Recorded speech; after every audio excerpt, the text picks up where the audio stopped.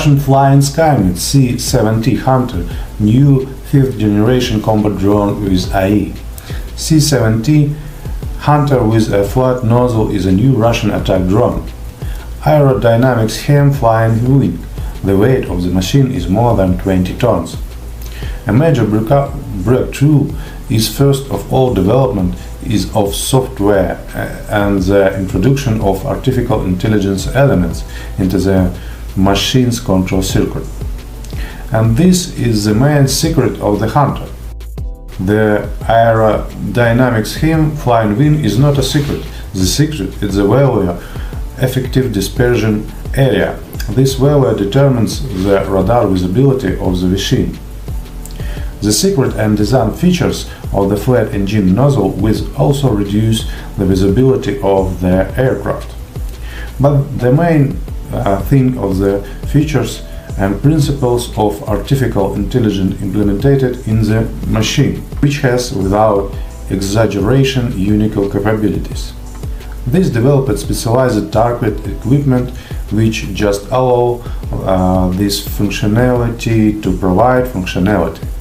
The range of goals and tasks that are set before the heavy strike Hunter is very wide. Here and additional reconnaissance targets and barraging in stealth mode, working in tandem with fighters and fighter bombers, and building a chain of data exchange, as well as fight and target engagement in fully automatic mode and work under the control of the operator at the considerable distance in real time. Almost all of these tasks were tested in the first Hunter, an airplane demonstrator. It was also the first test the very elements of artificial intelligence, the capabilities of which had not only significantly progressed by the time the pre-production machine has rolled out. It had changed fundamentally in many respects. The results in the world's first machine that can think on the basis of accumulated of stored facts. Artificial intelligence in the capabilities of the most discussed topics in the world today. The first Hunter provides the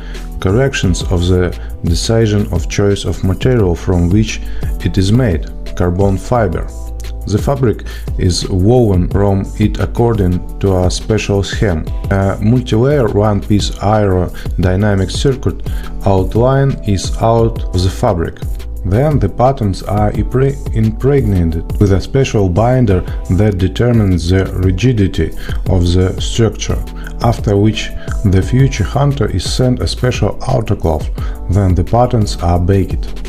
Work of the hem of weighting threads are most importantly on the binder began almost 40 years ago. If we talk about Hunter, it corresponds to the third generation completely. First of all, in terms of stealth. As for the ability to think and analyze the situation, this is already the first step into the next, sixth generation. As engineers and designers say, it is a blueprint of the future. Second absolutely necessary feature and ability is the ability of self-learn, using one's own machine experience. That is, program should be such that allows you to constantly improve your skills and abilities, exactly program skills. And these skills are not reduced to the skills of the separate mechanism, a separate machine, a separate aircraft. This program collects the common experience of the entry fleet, and thus the experience of all becomes the experience of everyone. Now the Hunter will be taught to fly. First, the operator will teach it to start the engine, then to taxi, then to run up the runway and make the first hops. Then will begin short approaches and landings. All this will be stored in the machine's memory. Then the flight, and then all this machine memory will simply be transferred to the next serial airplane. Then there are a lot of them, they will themselves exchange new of just received information, filling the empty clusters of machine memory with new facts. The fact the machine can think was provided by the test of the first version of C-70. In the main flight test center there, the first aircraft demonstrator worked for almost a year. It was taught to read maps and strike a clearly defined target, to hide under the belly of the escort aircraft, observing the minimum vertical interval, tuning on radar screens into a single, almost invisible point to become the leader and go ahead of the group of additional reconnaissance, search and corrections of the locations of the target, transmitting to the accompanying fighter bombers its new of changed coordinates of the group's ground. The testers also had one more task to test on the Hunter, the very principle of operation of the flying wing scheme, which is used in Russia for the first time. This was already done in the interest of the Tupolev Design Bureau, which is now working on the promotion complex of long-range aviation. The new strategist will also be made according to the same aerodynamic scheme. So, the first stage has been passed. Now serial production and arming. Friends, as you can hear, the voiceover in English is given to me not easy, but I try for you. Subscribe to the channel, will help its promotion. Thank you. The most expensive airplane in aviation history, a fantastic flying saucer capable of overcoming any air defense system and delivering a deadly blow to the heart of the enemy. Meet today's hero, the B-2 Spirit strategic stealth bomber.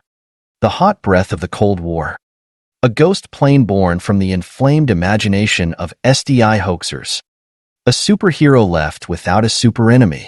So many mysterious myths, legends, and outright misconceptions swirl around the B-2 that it's impossible to determine what this plane is really about. A formidable winged vessel or a useless wonderwaff? But all that is secret will eventually become known. In 15 years of B-2 stealth bomber operations, enough information has leaked into the open press to draw certain conclusions about these aircraft. It is correctly noted that the stealth bomber's appearance seems borrowed from science fiction. Seen from the ground, the Spirit resembles a rushing black sheet, a flying manta ray, a fantastic interstellar craft. In profile, it is a true flying saucer, flat, sleek, and seemingly flattened by a sledgehammer blow, without the familiar fuselage and tail. Impressive.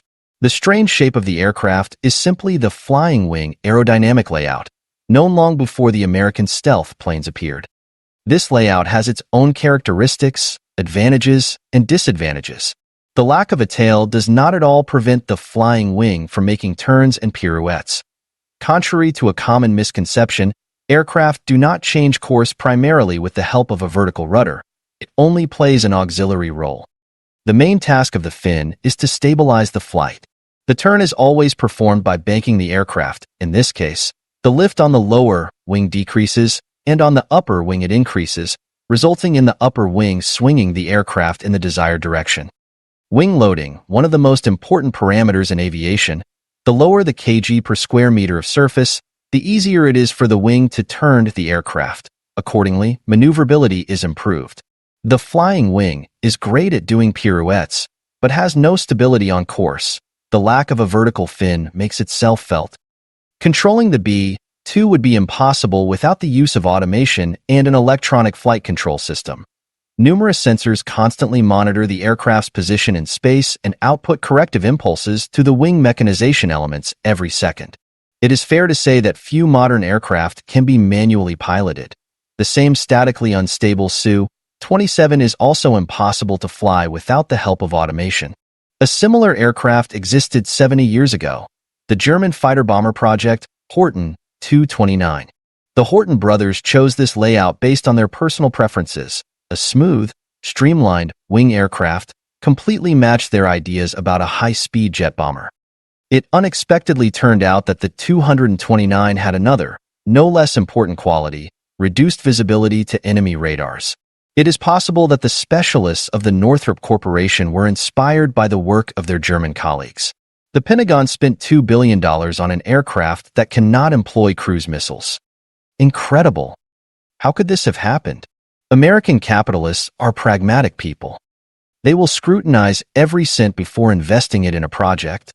The strategic stealth bomber was under special scrutiny by Congress, and at first seemed like a fully justified decision with fantastic prospects. A mission that would require 50 to 60 conventional aircraft, attack, escort fighters, can be accomplished by just 2 stealth machines. The savings are obvious. The catch is that American congressmen and the military fell victim to deception, whether accidental or deliberate is irrelevant.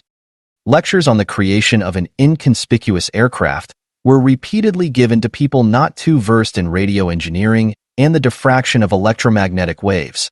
The luminaries of American science vied with each other in promising the practical implementation of such a project, a practically undetectable and invulnerable aircraft that does not require an escort or support assets. Flat shapes, lack of a vertical fin, widespread use of radar-absorbing materials, zigzag joints of parts. The huge plane appears on radar as a tiny bird. However, it's not that simple. The bomber's low visibility does not guarantee the safety of the B-2. According to eyewitnesses, the plane has been observed in thermal imagers at international air shows, and from some angles the Spirit glows noticeably in the IR range. Finally, the pilot of an enemy fighter can visually detect the Spirit. In this case, the helpless bomber is doomed. The risk of being detected, and therefore destroyed, remains high. No one in their right mind would send a B-2 Spirit alone into the engagement zone of S-300 SAMs or enemy fighters. Even where the resistance of the Air Force and air defense of the adversary is minimized, Afghanistan, Libya, regular F-16s do just fine. The superhero is too bored in such conditions. The U.S. Air Force received a conventional bomb carrier at an inflated price. No doubt, this is a serious aircraft capable of carrying 8,227 kilograms bombs on board and making a combat sortie from Whiteman Air Force Base in Missouri to Afghanistan and back, with a duration of 50 hours, including air-to-air refueling. If one disregards its debatable low visibility and incredible cost, the B-2 is not inferior to its legendary predecessor, the B-52 Stratofortress. The operating costs of the stealth bomber are much higher than any of the listed machines. The B-2 can only be based in a special hangar with an artificially maintained microclimate. Otherwise, ultraviolet radiation will damage the aircraft's radar-absorbing coating. There are not many airfields on Earth where long-term B-2 deployment is possible. According to official data, the appropriate infrastructure exists only at the Whiteman, U.S. territory, Anderson, Guam, Pacific Ocean, and Diego Garcia, Chagos Archipelago, 500 miles south of the Seychelles, Indian Ocean, air bases. The most intriguing point. The maximum combat load of the stealth bomber reaches 23 tons. After modernization, an increase to 27 tons is expected. However, bombs cannot be poured into the bomb bay like concrete. In practice, the real combat load of the B-2 is within 18 tons. Regarding the comparison of the B-2 with its contemporary, the supersonic strategic bomber B-1B Lancer, there is no doubt. The Lancer looks more preferable. The B-1B has almost twice the combat load, 30-plus tons in internal bomb bays, not counting external weapon stations, can reach supersonic speeds, and has the ability to carry additional targeting equipment, Sniper XR pods for high-altitude bombing. The Lancer design also widely employs stealth technologies, while the B-1B costs 5 times less. The history of the B-2 bomber is a story of how not to make aircraft. Despite some propaganda role, testing of new technologies, and limited participation in military conflicts, these spirits have done more damage to the U.S. budget than the Pentagon's opponents. The aircraft turned out to be exceptionally expensive. The cost of each of the 21 built exceeded $2 billion in 1997 prices, and ineffective in the conditions of modern local conflicts.